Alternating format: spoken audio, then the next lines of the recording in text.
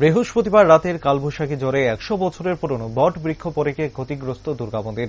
জানা যায়, রাতে আচমকা ঝড়ে তেলিয়ামুড়া পুর পরিষদের অন্তর্গত 12 নং ওয়ার্ডের অধীনে গৌরাঙ্গ টিলা দুর্গা মন্দির স্থিত 100 বছরের পুরনো বট বৃক্ষ উপড়ে পড়ার ফলে দুর্গা মন্দির অঙ্গনারী কেন্দ্রটি পুরো ভেঙে যায়। ঘটনার খবর পেয়ে ঘটনাস্থলে ছুটে আসেন তেলিয়ামুড়া পুর পরিষদের চেয়ারম্যান রূপক সরকার সহ অন্যান্যরা।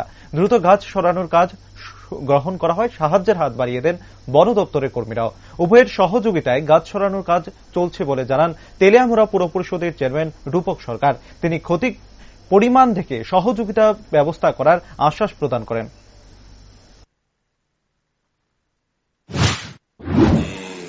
রাত আনুমানিক প্রায় 10টার সময় 10টা সোয়া 10টা হবে, আমাদের তেলিয়ামুড়াতে প্রচন্ড ঝড় হয়েছে। যদিও বৃষ্টি হয়নি, যার আশায় আমরা এতদিন ধরে আমরা ছিলাম সবাই যে বৃষ্টি হবে, কিন্তু বৃষ্টি হয়নি, কিন্তু প্রচন্ড ঝড় হয়েছিল।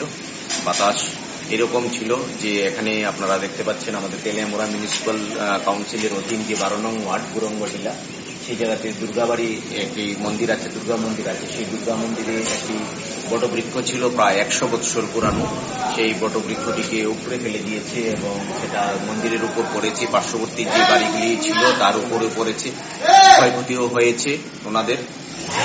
সেই জায়গাতে আমাকে অবগতি করার সাথে সাথে আমি চলে আসি। আমাদের মিউনিসিপ্যাল কাউন্সিলের যে সমস্ত লেবাররা আছে তাদেরকে কাজে লাগিয়েছি এবং ফরেস্ট দপ্তর থেকে সহযোগিতা করেছে, একটি কাটার দিয়ে একজনকে পাঠিয়েছে। ওরা এগুলি সবকিছু করে দিচ্ছেন। পরবর্তী সময়ে আমরা দেখছি ক্ষয়ক্ষতির পরিমাণের উপর নির্ভর করে তাদেরকে কিভাবে সহযোগিতা করা যায়।